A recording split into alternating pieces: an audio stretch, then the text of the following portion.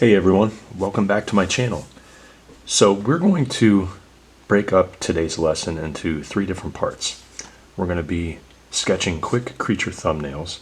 We're going to be choosing which one we think is the best and most intriguing, and then we're going to move down here and we're going to refine it. So I want you to grab your sketchbook and grab your drawing utensils, whether it's a pen or pencil. I'm going to be using both together actually. I actually did a video about how to mix pen and pencil together, and I want to go a little bit more in depth with it. So if you're drawing along with me now, you can see that I have 2 platforms here. It's more of the ground plane than anything, and I have my numbers set up. So we're going to do 4. We're not going to overwhelm ourselves with too many concepts.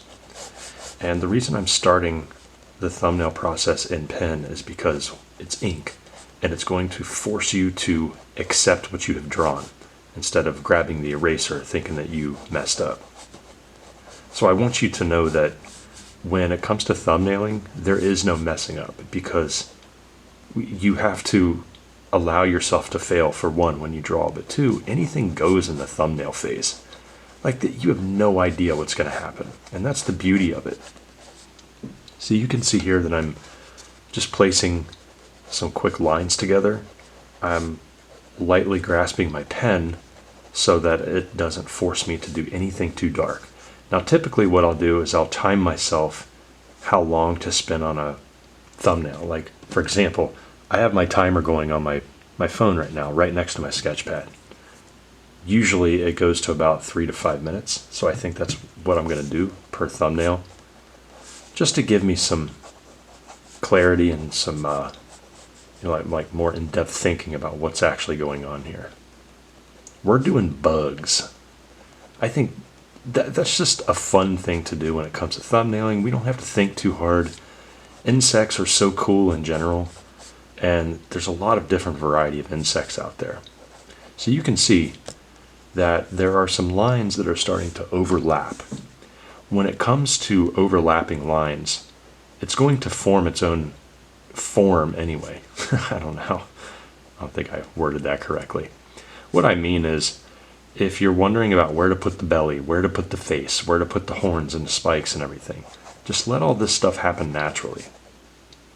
So for example, when you look at this one, it kind of looks like a rhinoceros beetle, how this big appendage is coming out, and that formed naturally because of the scribble marks that I made, that big swooping motion. I was not thinking of making big pincers or anything along those lines. It could be kind of mixed with a mammal too. And also the great thing about keeping things light when it comes to first starting a thumbnail is all of the overlapping lines actually fill in gaps, and then it looks like you're shading with a pen like this, because I can easily just do some simple hatching, and those lines crisscrossing are making it look like I shaded it. Yeah, this almost looks like a rhino mixed with a rhinoceros beetle. So you can see here I'm kind of intrigued by the underbelly of this thing, so that's why I darkened it a little bit. I'm just pressing a little harder. Another technique I like doing is making sure that the ground plane is evident. There's no question that the ground is there. Okay, so I'm going to take my pencil. Oh, by the way, Bic ballpoint ultra round stick grip. I have an Amazon store that's attached right to my YouTube channel. If you just click on that link in the store, you can find that. It's in the description. I mean, you can buy them single like this, or you can buy them in packs. Okay, so I'm taking a 4B pencil, and I'm just going to lightly dust on value right on top of the ink. I'm not going to go hog wild with this technique because there's no point. Remember, this is the thumbnail stage. I've already been drawing for 4.5 minutes on this. So I'm just going to lightly put in a belly shadow, press a little harder on the belly, and just release pressure as I go up the body. Okay, now once I have that one, it's been about 5 minutes, I'm just going to move on to thumbnail number 2. So whenever we do thumbnails, like with me being a creature designer, I'm just going to use that as the frame of reference. I always try to make sure that the next silhouette looks nothing like the first silhouette. So that one was like a big fat rhino hippo insect. This one, I immediately started off and it looked like a plant, like a ficus mixed with a mushroom. So let's see what happens. Speaking of plants and mushrooms and fungus, if you're a creature designer, one of the best ways to get inspired if you're having trouble, studying animals, or you're just not finding any inspiration currently, look at plants. If you look at plants, if you look at plants, they have such amazing shapes, especially the exotic plants from the jungles. You think about Indonesia, Borneo, the rainforest jungles of China. It's just really awesome stuff. So I'm just going to be scribbling on shapes here. If you're following along with me, thank you for, hopefully being inspired by this technique. I've noticed that throughout the videos that I've been posting on my channel, the ones that resonate the most with people are these. Either when I'm mixing media or I'm doing thumbnail sketching. And I am happy to say that I will be bringing in more lessons about basic shapes. I started off my foundational channel. Look at that eyeballs. I wasn't even trying, but okay. I committed now, so I can't stop.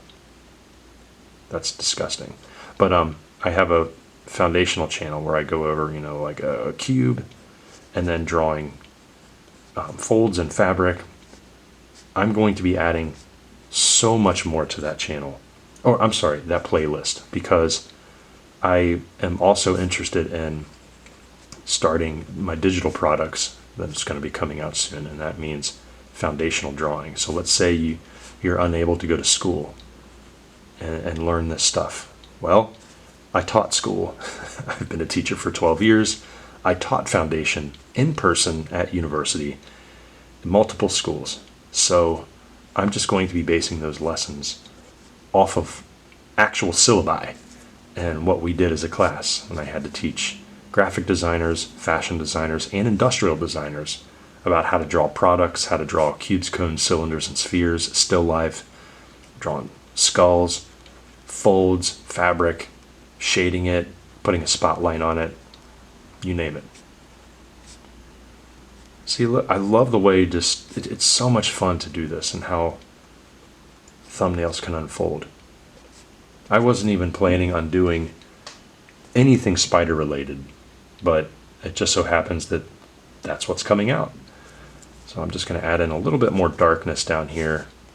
One of the things that I like doing, aside from just making the ground darker to convey shadow, is that whenever the figure touches that line, I like to darken up that area to make it look like it's attached to it, and it makes it look like it's a part of an environment or the ground plane that it's standing on. So those of you drawing on white background, because this is moleskin paper, so this is a bit cream color, and I have a warm light on this.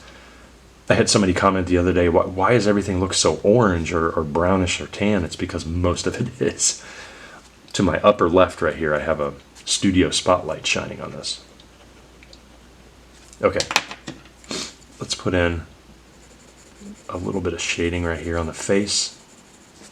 Not much. Even thumbnail sketches have focal points. So it's dirty, gritty, messy, it looks like a hairball. But even when you do this, it helps bring attention to some areas you spent most time on and that you're most intrigued by. Alright, so once we have that, I think that's working quite well. Got another, oh, you know what? I can go back over with the ink. Let's add in some shadow. Looks like there's a deep set area right inside what would appear to be the clavicle area for that creature. And then maybe up here with that regal headdress. Maybe indicate some spikes on top. Oh man, I'm liking this one. You see that? And this is one of the things that I was going to mention about when you do thumbnail sketches. How do you know which one to choose? Well, when we get all 4 done, you guys can help me choose. And I'll show you why I go to the design that I do. Let's go to number 3. Okay, so we have a big beefy rhinoceros creature, and then we have one that looks like a plant. Well, which one could we do now? Ha! How about one that is just a sphere? Okay, so good sphere drawing technique. You know what? Not just one sphere. Why don't we do a couple? Just random ones. I have no thought process as to why I'm doing this. I'm just letting it happen, and let's see. I could draw the coronavirus. It could be some ancient bacteria, or it could be a creature that has very weird bulbous shapes. I'm always a fan of creatures that have weird shapes to them, mainly because we don't know what's out there. And not knowing what's out there in space and, wherever else, whatever dimension is, existing, these shapes kind of really bring out the imagination. All right, so these bulbous shapes could act like poison sacs on it. And I think what could be even cooler is if this creature didn't have legs at all. It was just floating, almost like an infected puffer fish. When you see puffer fish puff out under the ocean when they're about to be attacked by a predator. That's what they do. That's their defense mechanism. But what if this creature lived on a gaseous planet and it had to float? But you know what that means, though. We gotta go Lovecraftian with this. And what do all Lovecraftian creatures have in common? Most of them have tentacles. When in doubt, add tentacles. There we go. So maybe the tentacles are kind of coming out the back of this. There's a lot of possibilities, though, with these. I mean, you could make the tentacles coming out of the bulbous shapes. That would be kind of neat. But I think the bulbous shapes serve a different purpose. Maybe that's what the air sacs are made of, and you can't have any obstruction. See how I'm just taking my pen and I'm just letting my mind go free. I'm not worrying too much about scales, fur, spikes, anything like that. I'm just kind of letting the marks do what they want, and I'm okay with it. Remember what I said in the beginning, let yourself fail. Well, there's no failure in the thumbnail stage, but even when you're refining it, it's okay to mess up. I think that's what hinders a lot of artists, and I'm going to mention that in all of my lessons, just for the people that are new and that don't know who I am and haven't seen any of my videos before. When we try to perfect our sketches, even in this stage, what happens? Well, we end up overcorrecting what once was a very good sketch. Raise your hand if that has happened. Raise my hand. That's happened countless times over the years. And also this particular method where we do thumbnail sketching, you may not be an artist. You may be sketching for the first time in years, and that's great. Congratulations, and I'm glad that you're potentially starting on your new sketching journey. This type of method, when you draw, it doesn't require a lot of thinking, a lot of worrying about anatomy, worrying about drawing technique. Man, I'm telling you, worrying about drawing technique when you have to design something cool, because those are two different things. When you're not worried about anatomy, when you're not worried about shading techniques and line quality and line weight, and you just have a really good idea that you want to get out, that is when your true potential is unlocked. Really, like, I'm sure that some of you have heard the notion that some of the best businesses ever and the best inventions were drawn on napkins. It's 100% true. Where the person doing the inventing didn't care about what it looked like. All they cared about is the idea. Okay, we're going to do something a little funky here. I remember about a month or maybe 2 months, a month ago, I did Captivating Characters, that video, where we did a character sheep. One of the girls was shaped like a triangle. I think I'm going to do a creature shaped like a triangle. I know I did that in a couple other ones. Maybe there's like a little triangle shape on the side here. I don't know what's going to happen, but remember, these are insects, so let's put a joint of a leg right here. Maybe I'll go to the side of the critter, and then two small little, I don't know, mandibles? Maybe? Oh, you know what? What if we put two big ones right here? So in the front, it's almost like it has hooked hands. Oh, we're going Lovecraftian in this, but we're also going deadly. Could I have done a nice insect? Yes, but come on, you guys know me by now. Hardly any of my creatures turn out sweet, cute, cuddly, and bubbly. It ain't happening. Not that that's bad. Nope. I've had to draw several big projects where the creatures were rather friendly, not grotesque and alien-like. But I prefer the scary. And you know what, guys and girls? I am starting to really like this one more than any of the other ones. I think it's because that silhouette of the, like the triangle at the top, followed by the roundness in the back, it's giving me a lot of ideas. I was going towards number 2 at first, but my heart is leaning towards 1. So we're going to start the second phase of this task here in a second, or in a minute. I'm sorry if I sniffed. I don't know what it is about fall time. It's it's October and the dry air and everything. It just wreaks havoc on people's sinuses. My head was hurting a couple days ago, and I never get sick, but my two boys are in first grade, and my youngest is in daycare still. He's going to be in kindergarten next year. They bring home all kinds of viruses, and those of you that have children, you know what I'm talking about. I pride myself for years on having a great immune system. Okay, I'm going to let you in on a little dorky secret about myself. From 8th grade until graduating senior year of high school. Okay, we're talking like 5 years. I didn't miss one single day of school. One single day. I was obsessed about getting perfect attendance because I never got sick. Now that I have kids, oh man. Okay, I'm really liking this sketch. So we're at number 4 now. If you're drawing along with me, if you've done 4 thumbnails, by now, when you're looking around your other drawings, one of them should be captivating your attention a little bit. Okay, so here's what happened. This is the journey that we went on. Okay, number 1 was a warm-up. Number 2 I really liked.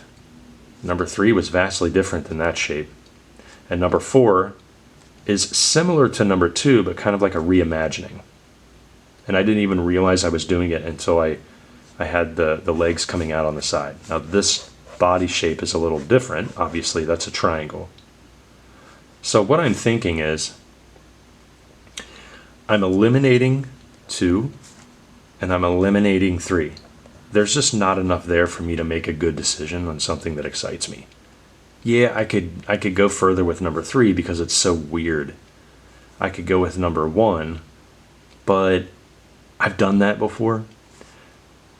2 and 4 are really intriguing. Now, when it comes to a presence, I'm thinking number 2. I think this one is going to be, if I were to see this in a dream, I would probably wake up because of this one. I wouldn't wake up because of this one. I'd probably want to pet it or something. So we're going to get rid of number 4. Do you see how quickly I did that? I'm being my own art director. That's another skill in itself. You have to learn how to self-edit. Okay, so this is part 2 of the lesson. Number 1 is my choice. You see how quickly that process went. Now, if you have a whole page full of thumbnails, you're going to do the same thing. You're going to start eliminating one by one things that really aren't working. You got to trust your gut when it comes to your own thumbnails. Now, if you're hired by a team, they're going to they're going to help you choose, obviously, but they're also going to ask, hey, which one intrigues you the most? Because they want you to be excited about what you're doing.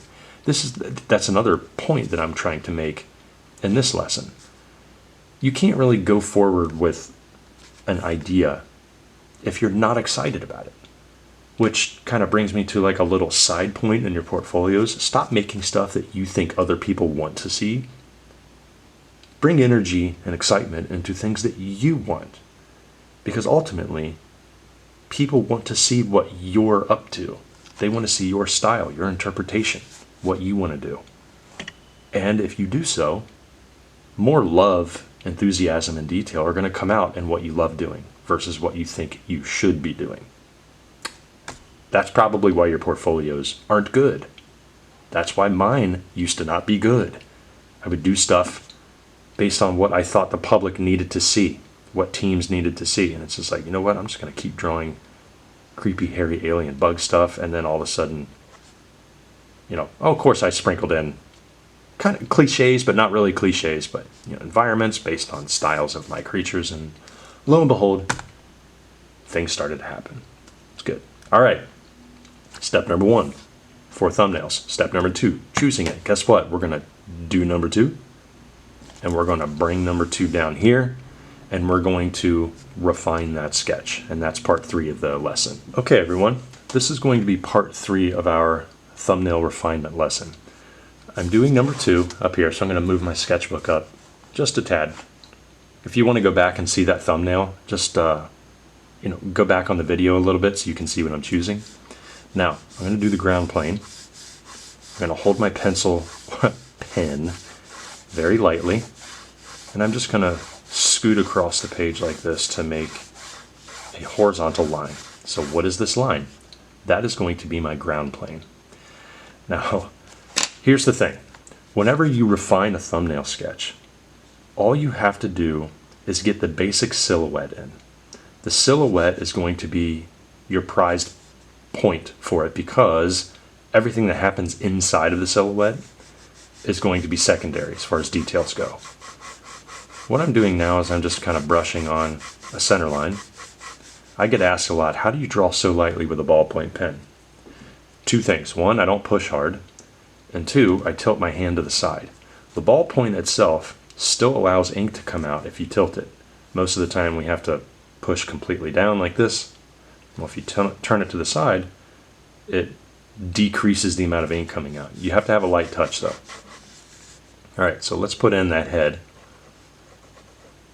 I like that head area right there. It's like an insect, but not quite. All right, so the other thing that you might be wondering, and I'm just going to say it, how much time do you spend on the refinement stage?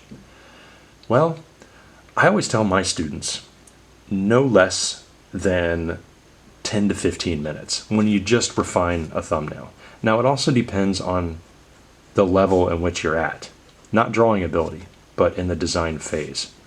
So let's say you've already have several 10 to 15 minute refined sketches.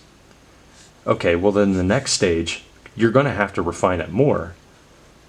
And if you need a time for that, I would say minimum of 30, and the sky's the limit. There we go. Okay. So you can see here I'm kind of piecing together the head. I'm already confident about the head shape, so that's why I'm darkening it up with the pen. Now I know that there's going to be a bunch of eyes on here. It's probably not going to be symmetrical, but we'll see. And there's also going to be things that I'm adding. Like I know right off the bat, I didn't really have any proboscis or any kind of pincers for that creature. It was just the head. So how cool would it be if I did that? Now, I'm also happy about putting some eyes in here, and I'm going to make that asymmetrical. So some tiny ones, some mid-sized ones. Remember, this is alien. It's nothing from Earth. And when it comes to creating creatures, you need to push the boundaries of your own designs. A lot of times we remain too reserved about our creations. Whenever I have my students collect reference images from nature, they collect animals that intrigue them, okay, of Earth. It could be insectoid, subterranean, winged, marine life, mammals, quadrupeds, it doesn't matter. And then what they do is they narrow down their choices to animals that they really like one or two. Do you like quadrupeds that have hooves? Do you like insects? And then what happens is they start to design their creatures, but it's too straightforward. So if you're combining two animals, it just looks like a pig mixed with an elephant and has a dragon tail or something, like a Komodo dragon tail. What can you do to help push your design? That's where creature design comes in. Push your designs to something we haven't seen. Don't play it safe. Like, what are you doing? Why play it safe in these designs? There's no point. All right, so I'm looking up at that design and I'm going, well, the silhouette calls for this big M shape. And I'll show you what I mean in a minute. It's got these big thick legs right there. This one has big thick leg right there. It's an M. All right, so that's the main attention grabber. Despite the head too, because the head is pretty gnarly. You got this big regal headdress right here. Could be used for warding off predators. It could be used for mating. It could be used to show dominance in any situation. I don't know. Okay, so I'm not going to just settle for ovals for kneecaps and call it that. No, we're just getting started. So I'm looking at this design up here and I'm like, how can I push that design in the refinement stage? I'm going to show you how to actually push it. So I got the head in here and I'm happy with the head shape. I'm going to use some of the ink and fill in the eyeballs. Another little trick that I like doing that's really good with pen is if you want to give the illusion that black eyes have a highlight on them and making them look wet, you just color it in around the center and leave the tone of the paper in the center of it, and it looks like there are little dots of a highlight on there.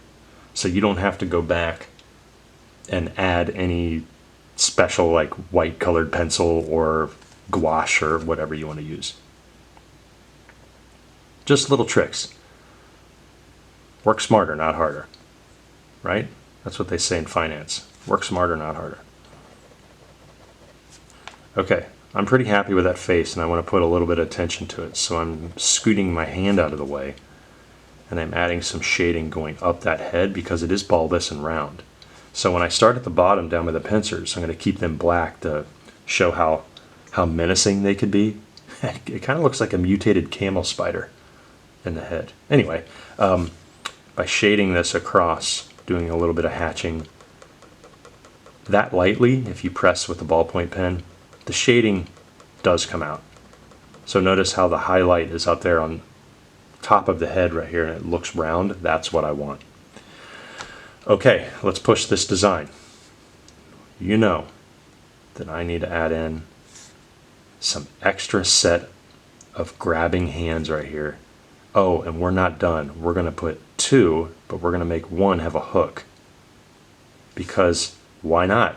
This could be a boss creature for some kind of underground or cave sector that soldiers have come into. You know, maybe they crash landed on some strange alien planet and they go inside this mysterious cave. They see some spider webs or something. Like, ooh, like that could be very deadly.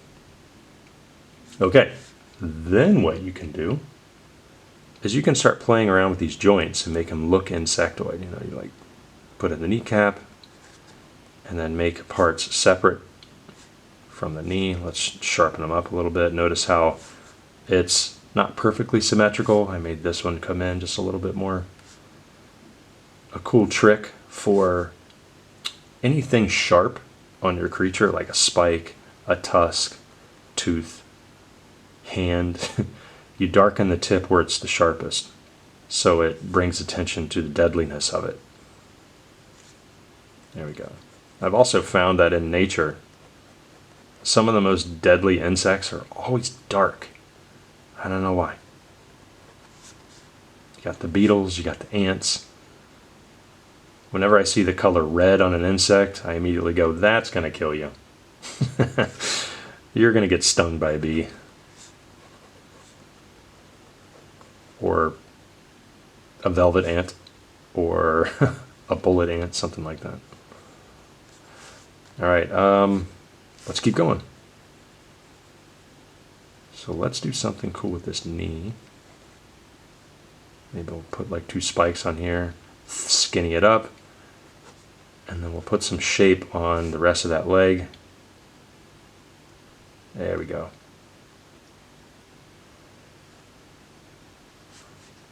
Okay, now, even in the refinement stage, nothing here has to be perfect.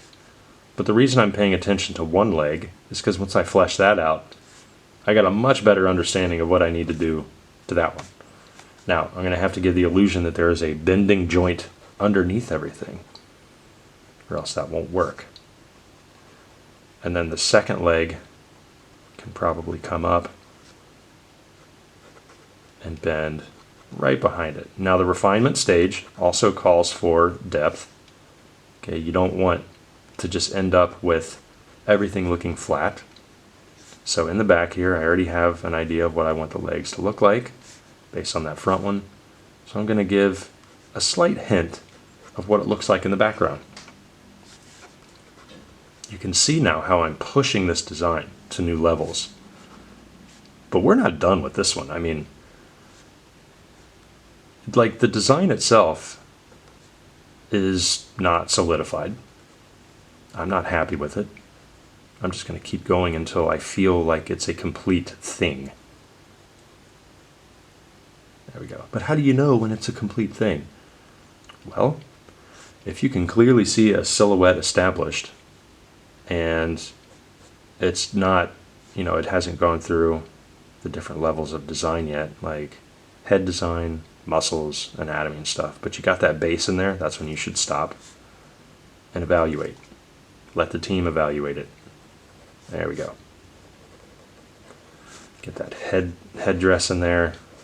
There's a lot of really cool things we can do with this. I think drawing that center line is really going to help, because this is going to become a crest. It's not going to become a peacock set of feathers or whatever like I originally had here.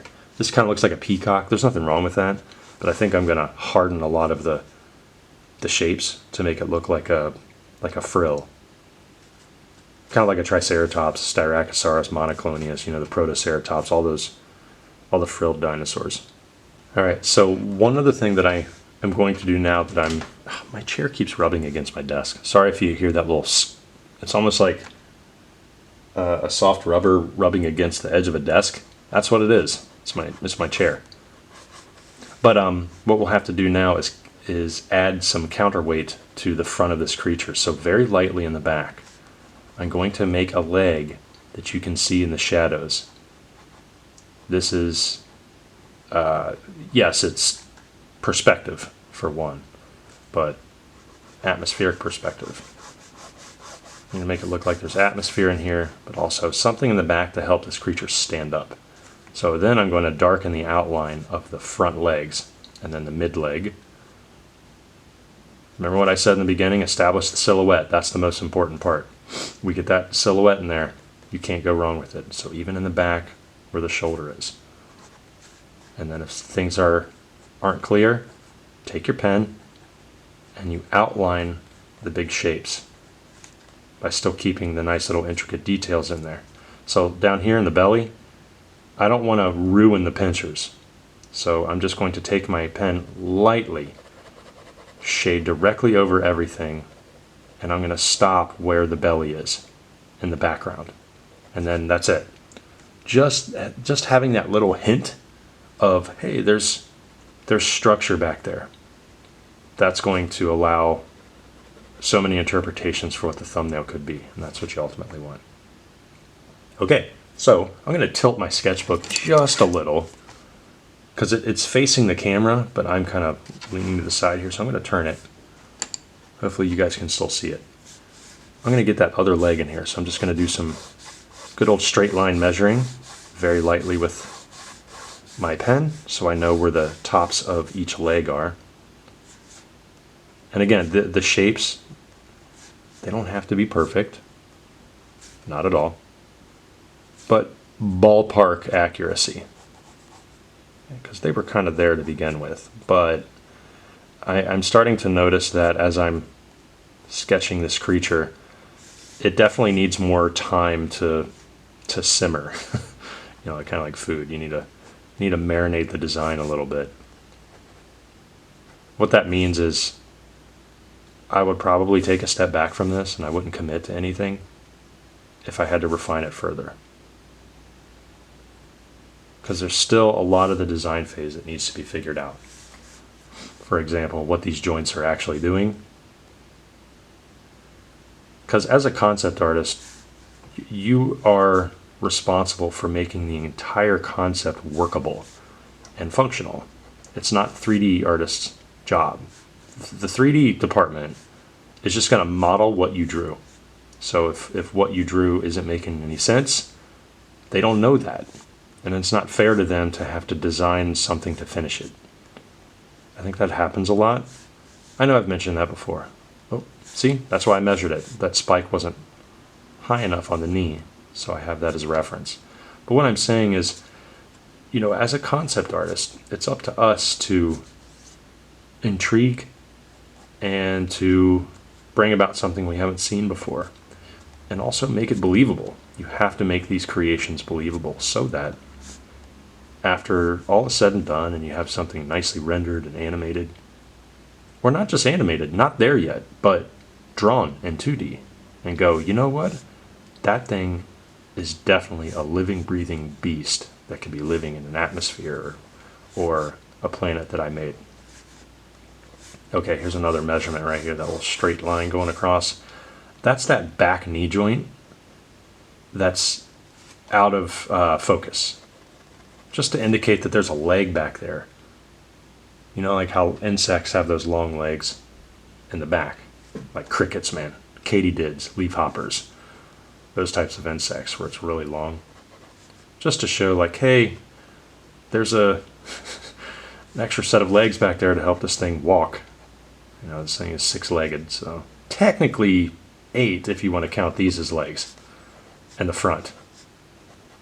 But you can see here I'm just brushing over my pen, putting in an indication of some feet, maybe some thickness in the joints here. But that's it, folks.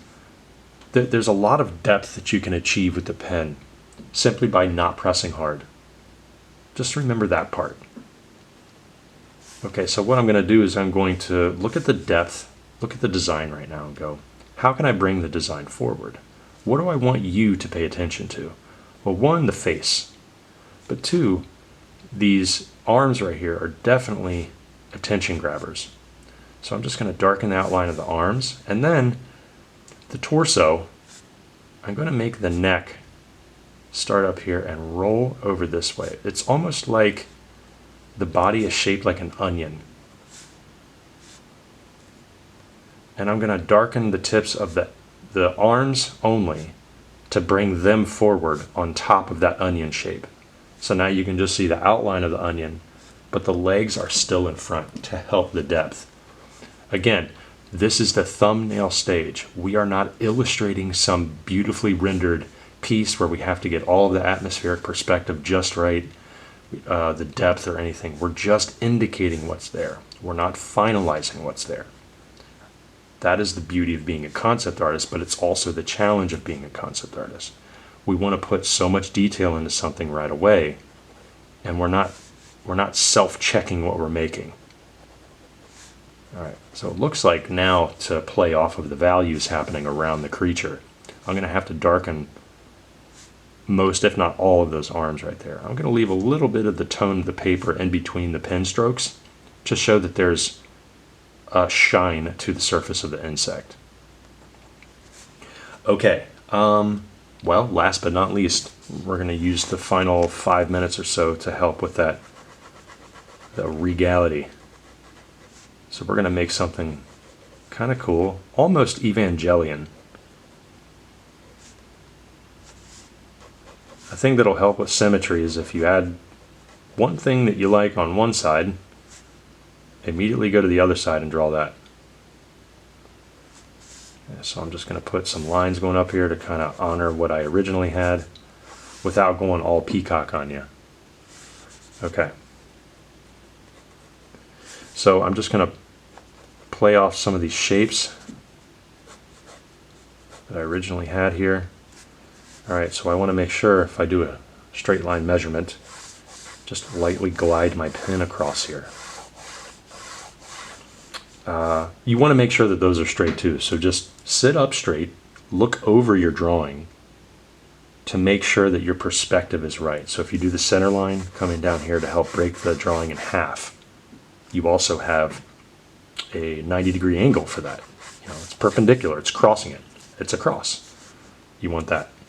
Here's another one right here. So let's just do another line across to measure the top of that part of the crest so that I know where to go on the other side.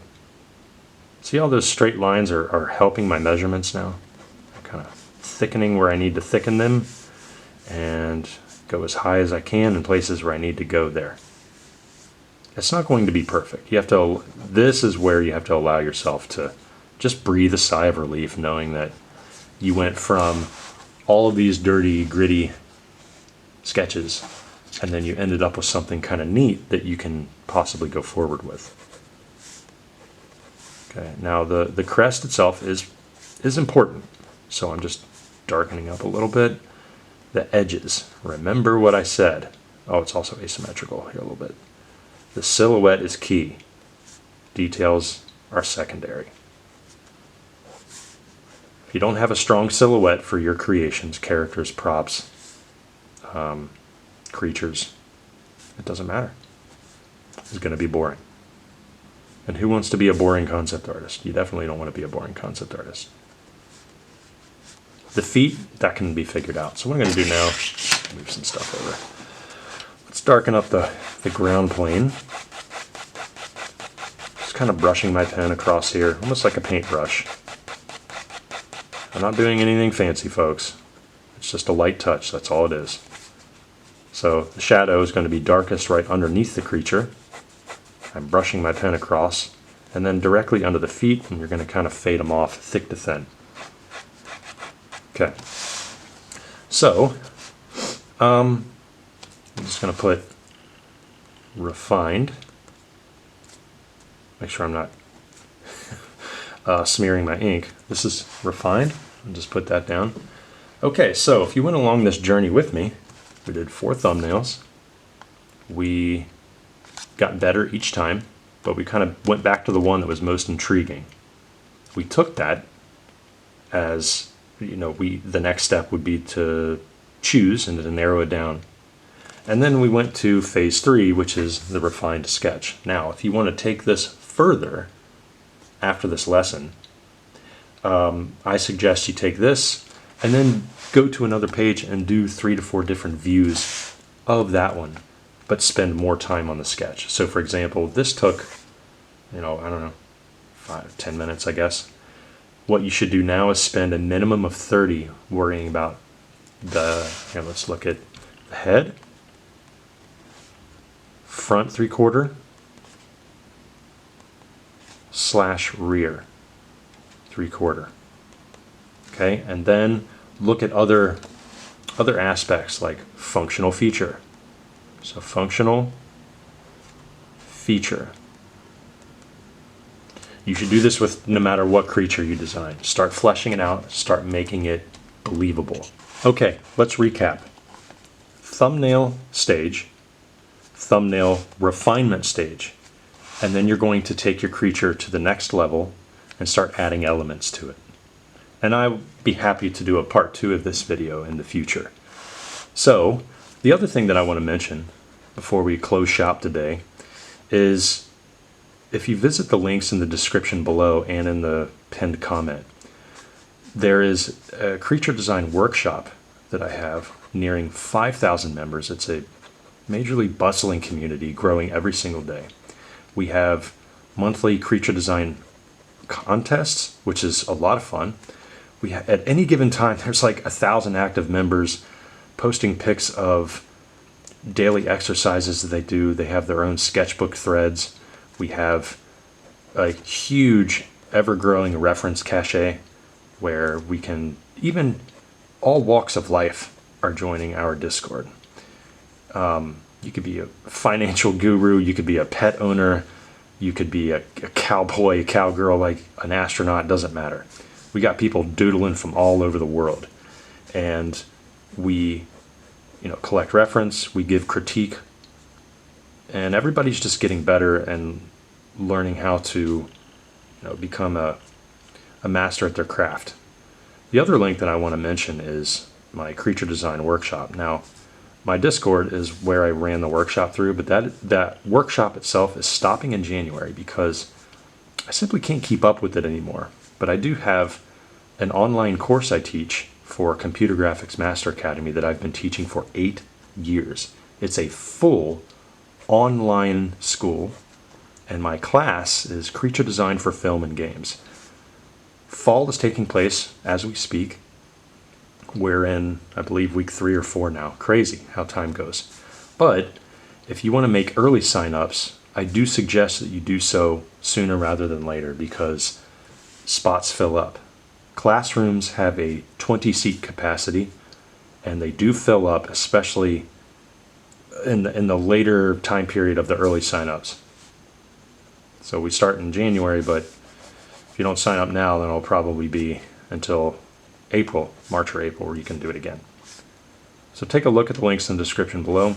Also, if you're interested in what art supplies I have, I've linked my online Amazon store.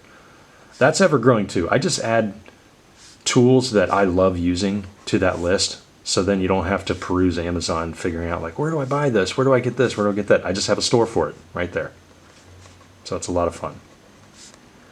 All right, so hopefully today was a blast and you started your day off with an awesome sketch. Okay, there we go, folks. Adding in some details here, letting the pen flow freely across my sketchbook. Shapes that I definitely am confident with, I just get a little bit darker with it. And last but not least, we got to add in the human scale. Okay, so I'm just going to put a little person down there. There it is. Just a little indicator. It doesn't have to be a fancy dude. Got a little MC Hammer pants or whatever. That's a human. This is our big boss creature. Okay. Now, you know the next step. You know me by now. We're going to name this. Please comment below if you have an awesome name for this creature. Give it a boss name. Something menacing. I've always been a huge fan of Warhammer 40K and also Diablo, because they all have awesome names for the angels and the demons and all the creatures that come out. Just give this thing an awesome name. I read all comments, every single one, even the haters. I like the hater comments. Okay, thanks for tuning in and watching. Hopefully you have an awesome sketch page.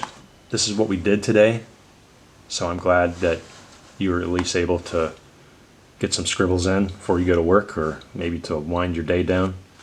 Until next time, folks, peace.